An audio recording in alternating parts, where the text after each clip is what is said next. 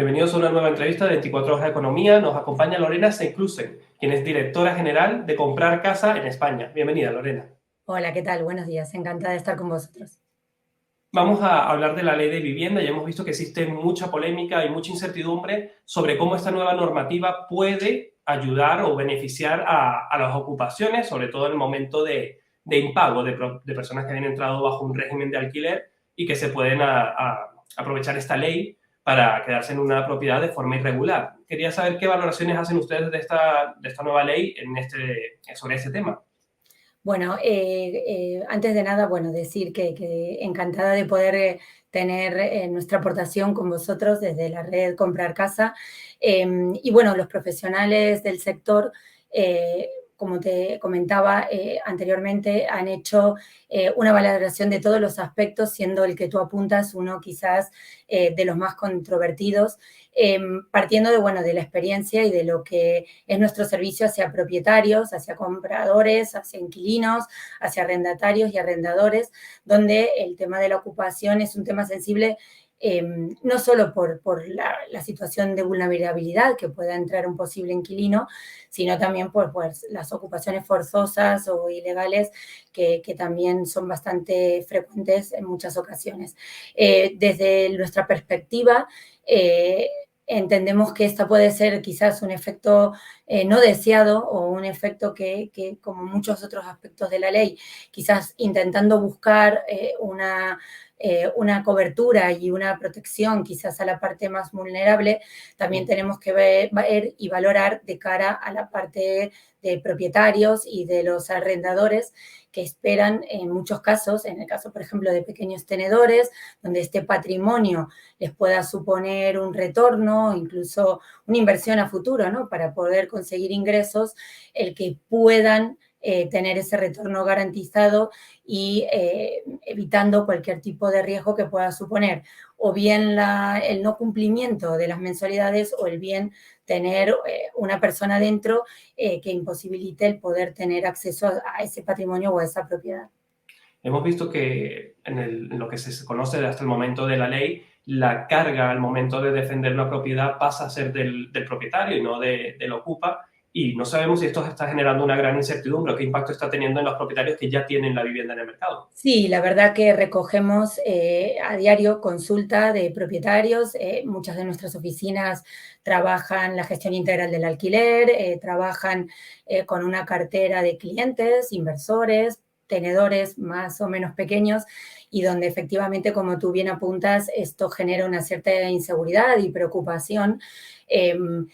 Sobre todo porque, como decía, dependiendo del tamaño y del tipo de propietarios, ¿no? Esto puede suponer un problema de mayor o menor cuantía, pero en cualquier caso un problema, ¿no? Nos encontramos con pequeños propietarios que tienen en muchos casos contraída una deuda, ¿no? Para poder hacer frente a esa inversión. En su día se hipotecaron pensando en que podrían tener un retorno con ese alquiler o con esa inversión y a día de hoy se encuentran con una doble tensión, ¿no? Por un lado, el encarecimiento quizás de esas condiciones hipotecarias y por otro, el que o bien se limite el ingreso que iban a percibir para hacer frente a esa carga, o bien se puedan encontrar con una situación de impago o de no disposición, ¿no? De esa propiedad, les genera una cierta incertidumbre y replantear, pues, oye, ¿cómo van a seguir adelante con ese patrimonio, gestionándole? O incluso gente que a día de hoy es arrendadora, perdona, se pueden plantear llegar a salir en una opción de venta de ese patrimonio si no ven claras sus opciones y el retorno que pueden obtener de él. En ese punto quería poner el énfasis porque habíamos visto que los expertos advertían de que podía haber una fuga de propietarios del mercado de alquiler y que quizás el mercado de compraventa se podría haber beneficiado porque las personas que no quieren alquilar su vivienda por esta incertidumbre busquen venderla. No sé si ustedes perciben este movimiento dentro del mercado. Bueno, yo creo que todavía, como decía, la ley también tiene que acabar su trámite, tiene que llegar al punto definitivo a nivel parlamentario. A día de hoy todavía es pronto, creo que para valorar, es una posibilidad y un potencial que, como digo, en las consultas que recogemos diariamente, pues oye, nuestros clientes nos plantean, pero sí que es cierto que en un mercado donde el alquiler, el 90%, depende de propietarios privados, ¿no? Y tenedores a nivel particular, esto puede ser una posibilidad que, dependiendo cómo discurra y cómo acabe siendo la foto final de esta ley, es una posibilidad que no descartamos desde luego. ¿Qué valoración hace del conflicto que se ha generado entre el gobierno con ciertas comunidades autónomas? El gobierno advertía de que iba a ser obligatorio su cumplimiento en la mayoría del territorio, y las comunidades, hay algunas, por ejemplo el caso de Madrid, que advertía de que aquellas partes que no fueran obligatorias lo evitarían. ¿Ustedes cuáles consideran que es el ejemplo o el modelo que es el más idóneo? Bueno, nosotros la verdad que intentamos huir de cualquier tipo de valoración política y de cualquier finalidad electoralista o de intereses particulares. Nosotros, como decía, creo que apostamos desde los profesionales del sector, siempre hemos entendido que las soluciones a un problema tan trascendental como este tienen que partir por grandes acuerdos a nivel público-privado. Evidentemente la ley tiene una parte en cierta medida discrecional, y dependiendo de la traducción y de la aplicación y los criterios que cada comunidad, cada ayuntamiento hagan de él, evidentemente puede conllevar a diferentes situaciones a nivel de los propios usuarios, clientes o consumidores, que se pueden ver afectados de diferente manera dependiendo del territorio en el que se encuentren, desde la propia definición de las zonas tensionadas, ¿no? Con lo cual entendemos que esto también, como decía antes, habrá que ver a qué punto final llega, y que efectivamente podrá haber una discrepancia en cuanto a que los criterios no son del todo homogéneos o no se interpreten de la misma manera en todos los territorios. Se lo preguntaba porque veíamos que en las últimas horas salía a la luz de que existe una parte de la ley que establecía que las viviendas vacías podrían ser sancionadas a través de un incremento en el IBI. Y Sí, que era lo hemos leído también, sí. eso, que era competencia finales de los ayuntamientos decidir si sí o si no, pero es verdad que ayuntamientos que vayan en línea con el posicionamiento de la ley quizás puedan utilizarlo como medida de presión. Entonces quería preguntarle un poco qué efecto podría tener dentro del mercado medidas como esta que dejan una propiedad que quizás una persona tenía guardando para su hijo o para otra persona, obligada a colocarla en el mercado o a asumir un sobrecoste. Bueno, a ver, creo que todos conocemos que la experiencia donde ha habido mercados con una cierta regulación dentro de incluso de España, como puede ser el caso de Cataluña, o en otros países como Alemania, Francia y demás, estos efectos quizás no deseados o estos colaterales se han producido, ¿no? Entonces, cuando yo apuntaba a este pacto público-privado y valorar todas las aristas del problema y todas las posibles soluciones, no solo a nivel de alquileres, sino también a este tipo de medidas, pues me refería a esto, ¿no? Es decir, el uso y las derivadas que puedan hacerse del uso de la ley efectivamente pueden impactar de cara a los tenedores actuales de vivienda, que en ese contexto de incertidumbre o de falta de seguridad o de no ver claro la realidad frente a lo que tienen y lo que podría llegar a ocurrir, pues provoquen ese efecto boomerang y justamente se produzca, en lugar de el aumento de la oferta, la contracción, en lugar de que salgan más viviendas en alquiler, pues que salgan más viviendas a la venta, como hablábamos con anterioridad también. Con lo cual, por nuestra parte, decir a todos los propietarios y a todo aquel que esté en este mercado buscando la oportunidad de conseguir una vivienda adecuada y asequible, que puedan hacerse también con el consejo de un experto, que aunque la ley, por ejemplo, promueve que sea el arrendador quien pague los servicios de un profesional inmobiliario por gestión y demás,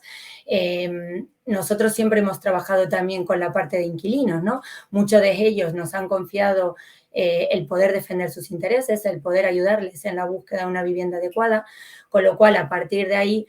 los profesionales inmobiliarios siempre estaremos a un lado y a otro para ver de qué manera podemos hacer que esto funcione hacia las soluciones que no solo pasan por el alquiler, sino también por muchos otros mecanismos que cuiden y tanto a una parte como a otra y en general al mercado, a lo que se pueda llegar a ofrecer a él como solución real al problema de la vivienda. Cuando hablábamos de estos efectos indeseados, mencionábamos el caso de Barcelona, y veíamos que en Barcelona la oferta se había contraído un 40% y los precios se habían disparado un 20%. No sé si ustedes tienen estimaciones de qué podría ocurrir con esta ley a nivel nacional, si manejaríamos estos mismos porcentajes o si podemos esperar un escenario peor. La verdad que no manejamos unas estadísticas concretas, sí que es cierto que hay mucha literatura y mucha opinión al respecto, y sí que es cierto bueno, que se manejan algunos datos, ¿no? Pero bueno, como yo apuntaba anteriormente también, si pensamos en un mercado inmobiliario donde el alquiler pueda suponer en torno a un parque de 1 millón de viviendas para el año 2030, Sí. las variaciones que pueda suponer la ley o no puede ser cuantiosa, ¿no? A nivel de porcentajes tanto de precios como de volumen de oferta para ese tipo de soluciones habitacionales. Con lo cual, yo creo que cabe ver cómo acaba, como digo, el trámite parlamentario de la ley y a partir de ahí no renunciar a esa voluntad de llegar a grandes acuerdos. Pero como digo, no solo a nivel del alquiler, hay también muchas aristas en relación al suelo, a la posibilidad de obra nueva, a la calificación de viviendas. Se introduce un nuevo concepto también de vivienda asequible que quizás tampoco ha sido abordado a muchas otras más soluciones, ¿no? Como digo, no solo el tema habitacional en relación al alquiler, con lo cual creo que tenemos todavía una oportunidad para ver de qué manera todas esas otras alternativas que quizás no han sido del todo abordadas y donde se han puesto el foco es en determinados aspectos, también compensa ver si se desarrollan y de qué manera.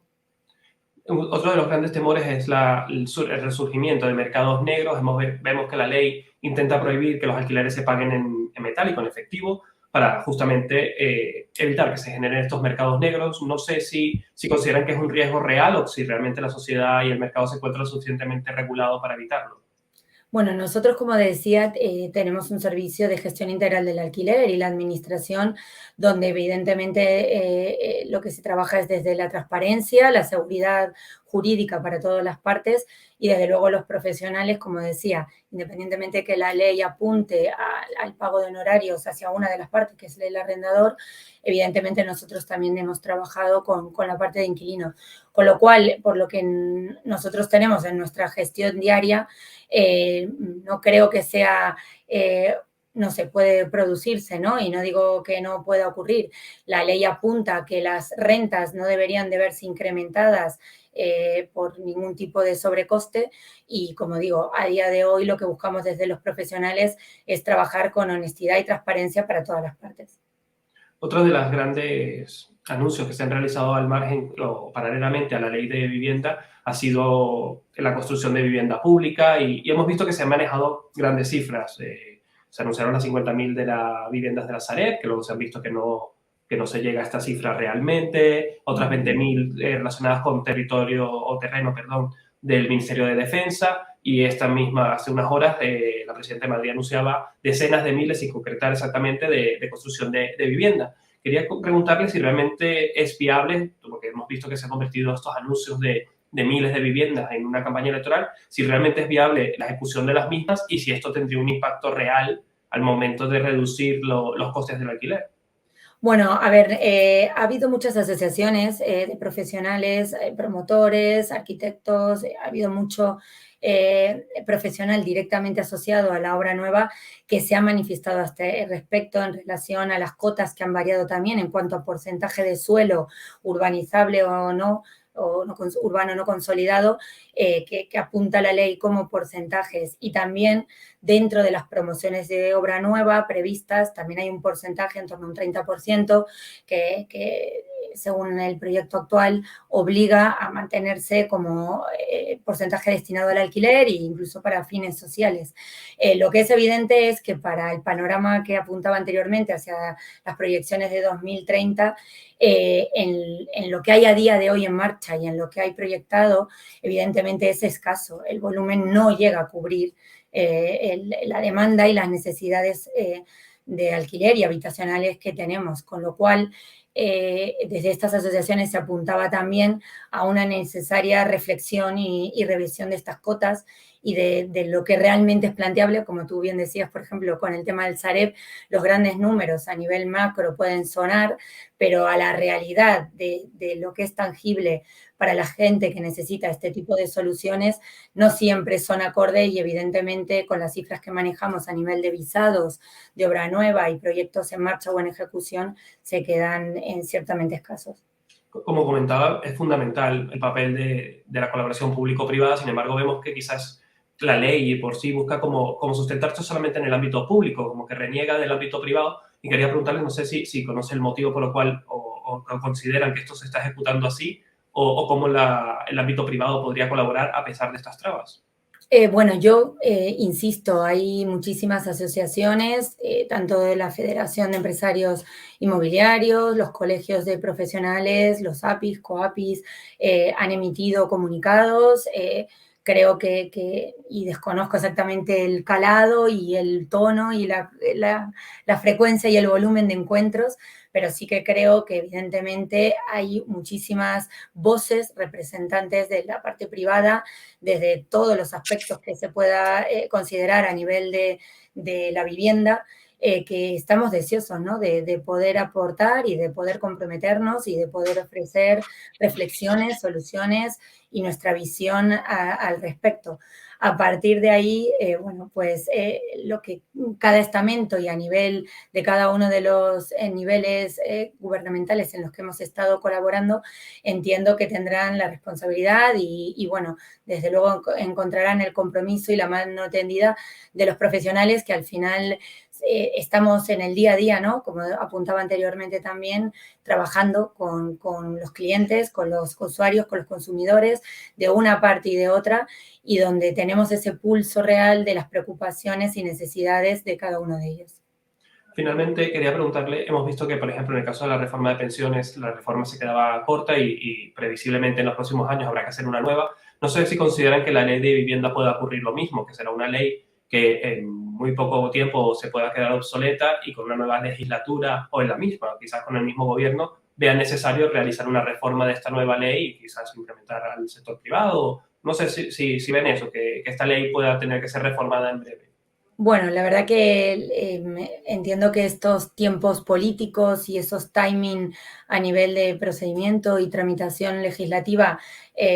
son aspectos que quizás exceden a la opinión de los profesionales, como puedo representar en mi caso, pero sí que es cierto que cuando se ha visto, ¿no? que la solución esgrimida por el legislador o por, en este caso, los poderes públicos no conllevan o bien los efectos deseados o otros que